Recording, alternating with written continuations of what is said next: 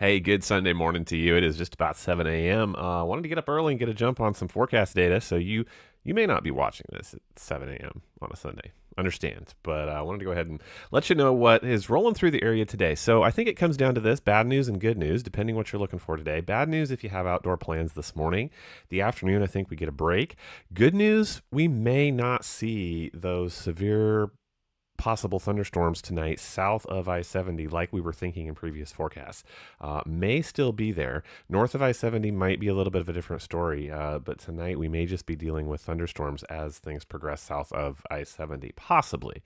Forecast is a little bit all over the place due to the evolution of a cold front, which is still off to our north, and how that's going to play out today, combined with the showers and thunderstorms that we are going to see throughout the morning and possibly into the afternoon, does play a big effect. So let's kind of break it down. Let's go through things one step at a time. So we'll look at radar first, and I have a couple of other graphics pulled up right here.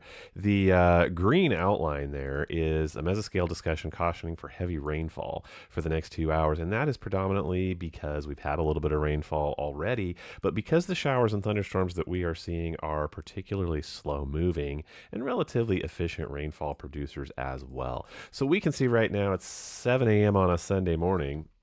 Thunderstorms are starting to work through Kansas City. I think last time I looked, storm motion was predominantly west to east, and it still is here. So that's what we have this morning coming down the I-49 corridor here. You can see, Grandview down towards Belton, pretty socked in with a good Sunday morning thunderstorm that continues all the way down to between Archie and Adrian, now dealing with a thunderstorm as well. So I do think these will dissipate through the morning. I will show you the data on that before we take a look at tonight. But let's go over to be on the safe side. Severe weather outlooks. So the yellow area will be the 2 out of 5 slight risk area. Still not a significant change from yesterday, picking up this area over here in Kansas and off to the north. It is still going to extend down south of Harrisonville, right? And south of that will just be down here in the marginal risk. So not a significant change there from yesterday. Let's go ahead and take a look at the wind risk area, because if we do get those storms, and I think we are still talking about at least Kansas City and north, possibly a little bit south of 70 through the evening, I think we do have strong damaging wind gusts. Not sure if we'll see those 70-mile-per-hour wind gusts, but maybe some 50s down into the 40s as far as wind gusts this evening. So thunderstorm area, obviously this pertains all day today to what we're dealing with right now and what regenerates this afternoon and headed over into the evening.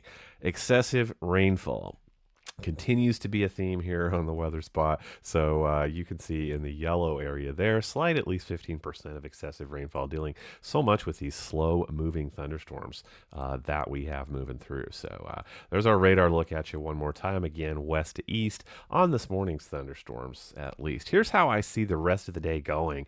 I'm going to show what I think is the most likely scenario. And that's what I do anytime that, there's some uncertainty in the forecast. I'm going to pick out what I think is the most likely scenario, but I'm going to show you what else is a possibility too, due to some uncertainty in the evolution of storms off of that front this afternoon. So here is what happens going through the morning. This I'm very confident in. I think that through the rest of the morning, we're going to see storms continue west to east. Model data has them sagging a little bit to the south, but I still think that the majority of the convective activity is going to hit over here in west central Missouri. I think anywhere south of Warrensburg is a prime candidate today. So this could be Butler, Eldo, Lamar, Bolivar over towards Lebanon, right?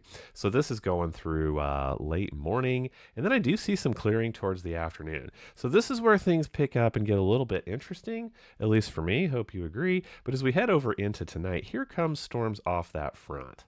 So what we were looking at last night was a huge area of CAPE, atmospheric potential energy,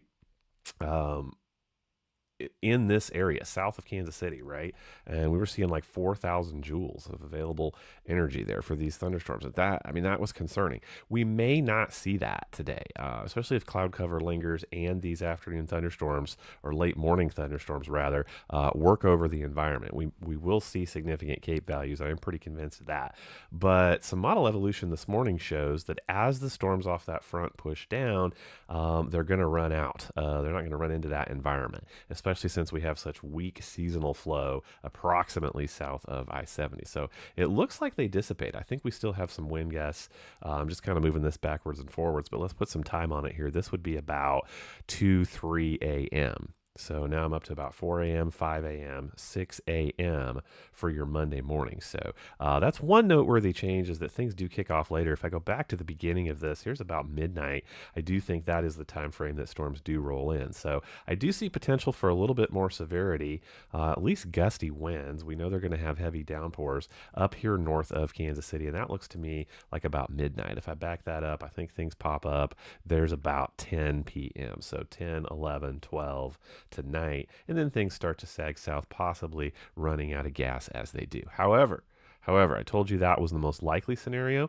It doesn't take much for me to find some forecast data like this that still suggests there's 10 p.m. in this particular data that these storms would be a little bit more organized and more, therefore, robust, possibly still running into some significant Cape values, although overall, if I scroll backwards and forwards in one particular forecast of Cape, I'm not seeing those high numbers that I was in yesterday's forecast. So that is overall a good sign. So we're still going to watch out for some robust thunderstorms after 10 p.m. tonight. We'll look up north of Kansas City first and see what they do as they sag south. So there are both of your possibilities right there. Now you know everything I know, and it only took a few minutes, right? So temperatures today, in the meantime, I am still looking for heat index values up to possibly 100.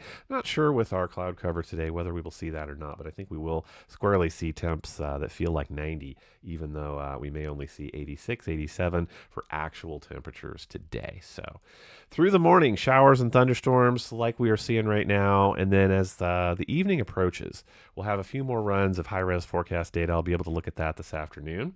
Speaking of this afternoon, I think I'll take a look at the forecast for the week coming up. Once we get through today, you can probably expect me to pop back on here this afternoon. I do see a cooler Monday with this cold front pushing in. That is what I know for your early Sunday morning. We'll check things later, and I'll talk to you then. See ya.